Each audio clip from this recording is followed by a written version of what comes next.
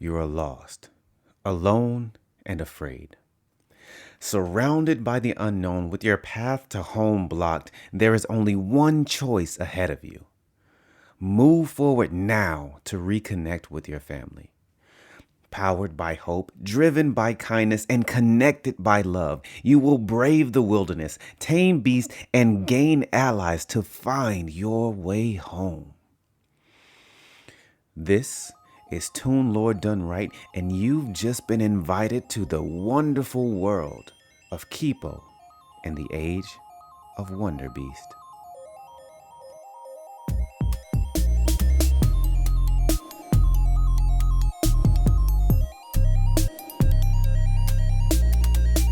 What up, fam? Welcome to Toon Lore Done Right, a podcast where I take a moment to give you a quick history of a film, TV show, character, or concept in animation. You can call me Dave, and I'm kind of a student of all things animation. You can find me on Instagram and Twitter at ToonLoreDR, and on Facebook at facebook.com/ToonLore. As always, I want to give a big thank you to everyone who's been listening to and sharing the podcast.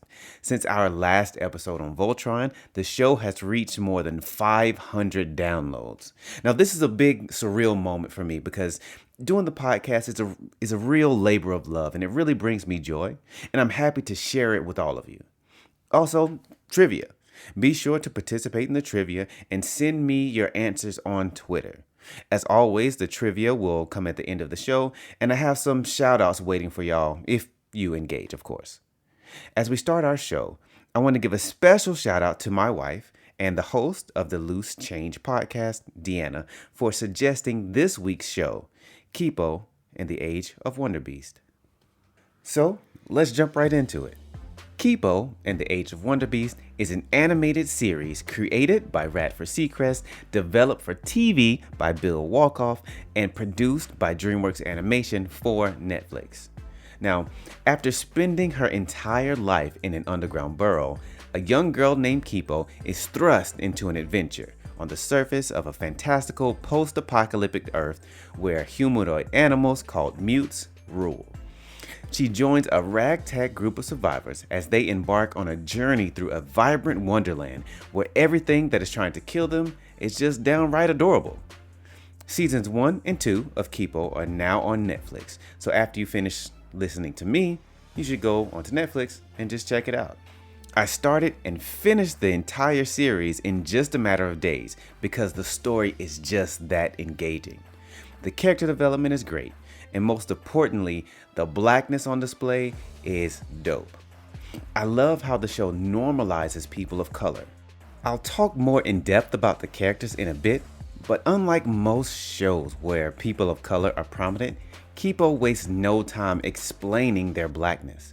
There are no moments when black characters have to address their blackness or justify being prominent figures in the show. They could just say, "I'm here and I'm seen," and that's the end of it. This not only had an impact on me, but it had an impact on my young daughter as well. When characters such as Wolf show up, she would come to me and say, "Look, Daddy, it's me on TV." As a family, we were captivated by Kipo's drive to find her home, then her struggle to connect with her new friends, then ultimately her ability to see the best in all people and mutes alike. It was clear that the creators put a lot of time and effort building this world and the characters that live in it.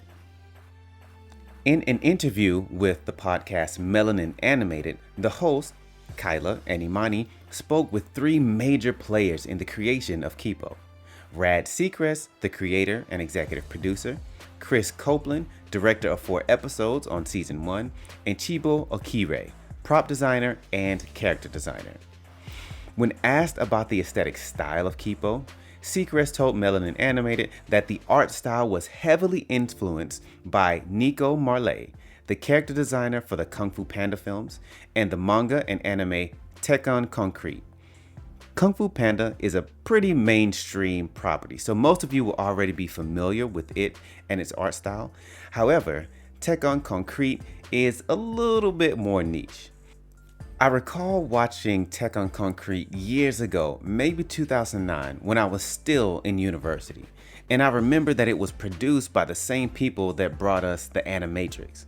But before you go and watch the full movie, you will see some style similarities between it and Kipo, but the subject matter is quite different. So be mindful of letting your younger kids who would enjoy Kipo watch Tekken Concrete.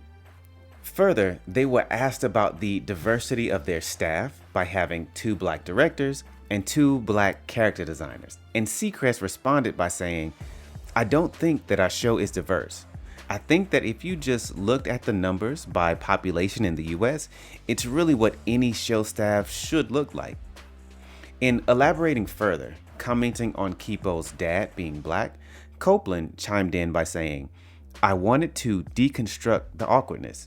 Her dad is black, and that's just it. We don't need to explain anything further than that. What we are asking for is normalcy."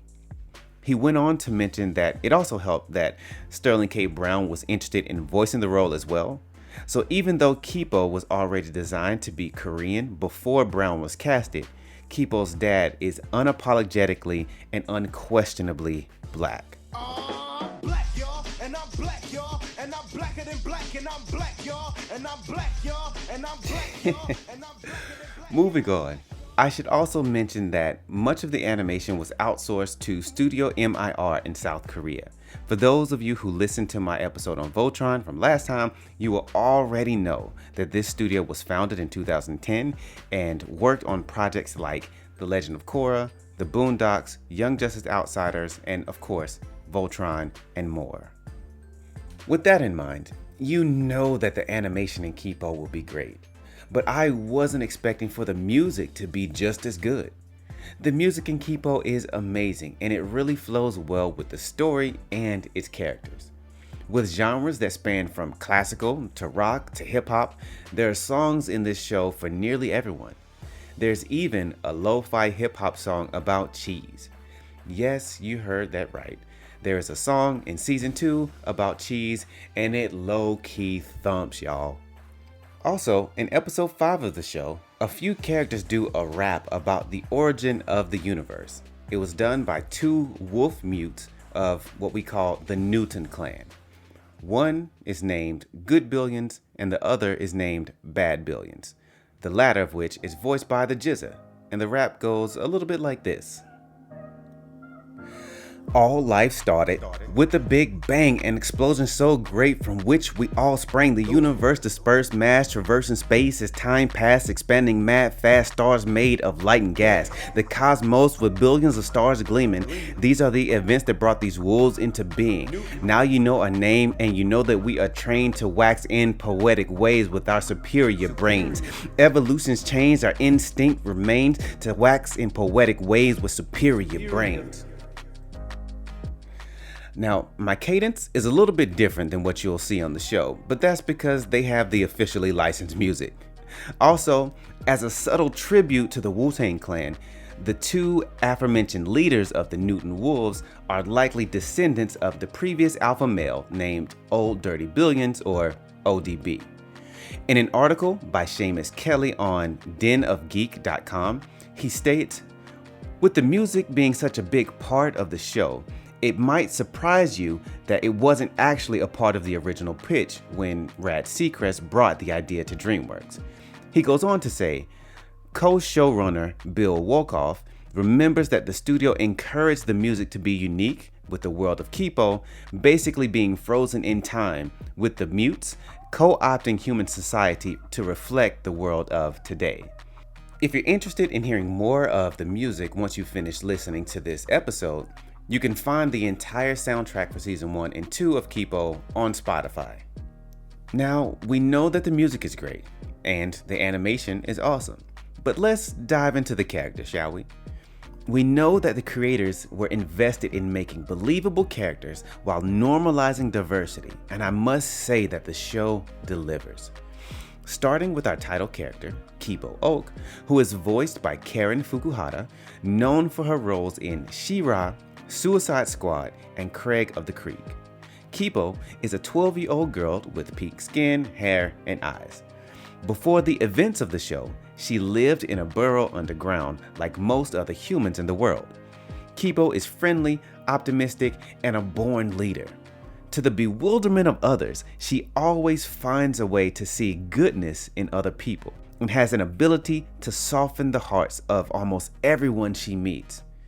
In addition to her unusual optimism, Kipo is wildly intelligent.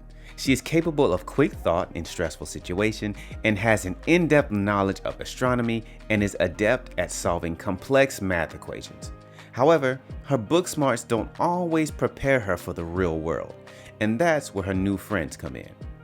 Wolf, voiced by Sydney Michaela, is the first human that Kipo meets once she is on the surface separated from her family and friends. As time passes, Kipo and Wolf ultimately become the best of friends. Now, not much is known about Wolf's past in season 1 of the show, and we still don't exactly know how old she is or what her real name is. But one of my favorite aspects of Kipo and Wolf's relationship is the nicknames that Kipo gives her. She calls her Tiny, Jolene, and my personal favorite, Wolfitha Christie IV.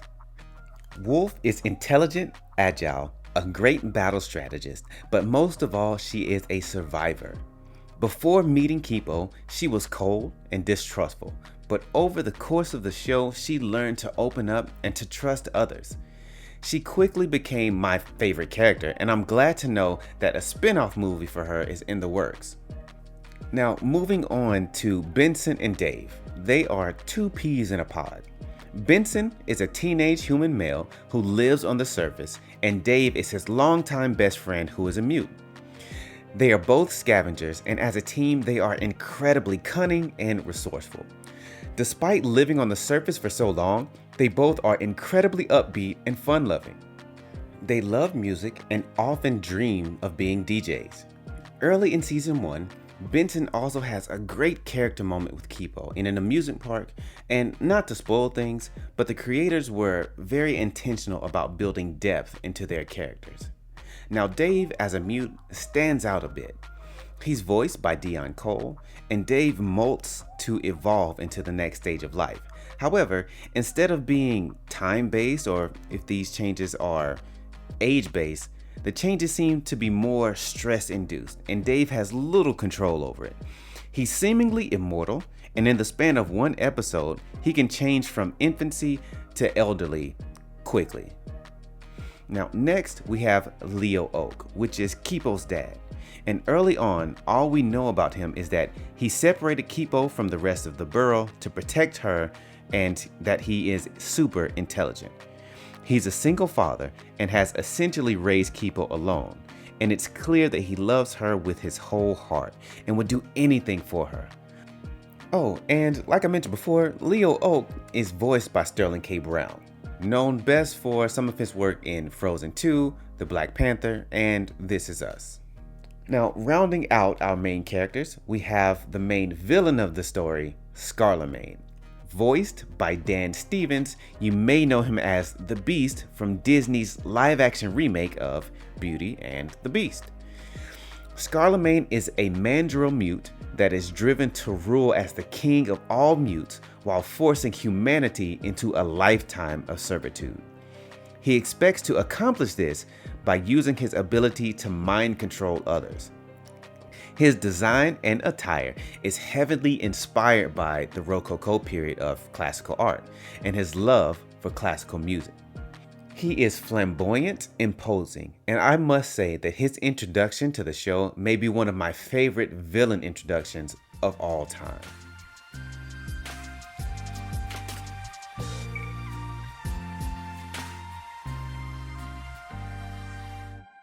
Now we've come to the portion of the show that I like to call the hook shot. This is where I watch the first 3 to 5 episodes of a show, and if I'm hooked, I'll let you know if you should give it a shot. So if you couldn't feel it by this point in the episode, I'll be clear about it. I really enjoyed watching Kipo, especially when I got a chance to watch it with my young daughter. If you've been with Toon Lore Done Right from the beginning, or if you've heard my episode on hair love, you've heard me say this time and time again, and I can't say it enough, that representation matters. Seeing characters of color on screen makes such a difference in my daughter's life. Now, with all of that being said, I must say that the first episode of Kipo, to me, started off a bit slow, but episode 2 and beyond quickly picks up after that. The world and the characters always leave me asking for more. The first few episodes revolve around Kipo acclimating to the new world while trying to find her family, and I was pleasantly surprised when story points would not unravel as I expected. During her journey, she also came across a clan of mutes called the Timber Cats. They are humanoid cats that carry axes as weapons and will chop anything in their path. I bring them up because one of my favorite voice actors of all time, Steve Blum, voices their leader. For those who don't know who Steve Blum is, he has voiced characters in American media like Wolverine, Starscream, Sub-Zero, and Heat Blast from the Ben 10 series. However, I think he is most known for voicing characters in anime like the Doctor in Tekken Concrete, Spike from Cowboy Bebop, Liran from Gurren Lagann, and Orochimaru from Naruto.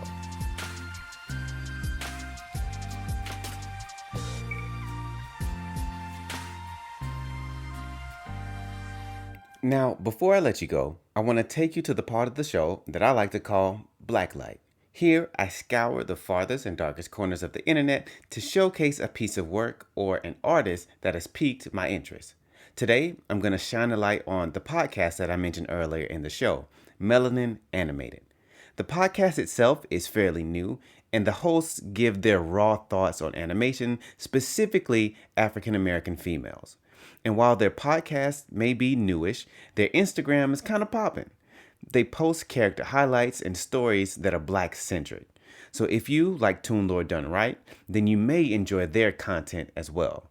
If nothing else, please check out their interview with the creators of Kipo. Now, moving on to trivia. As always, the trivia will consist of one question that directly relates to the episode and one fan question. Remember, you can submit your fan question by emailing me at toonloredr@gmail.com. The first people who respond correctly with the answer to the trivia on Twitter may get a shout out in the next episode. So here goes. Question number 1.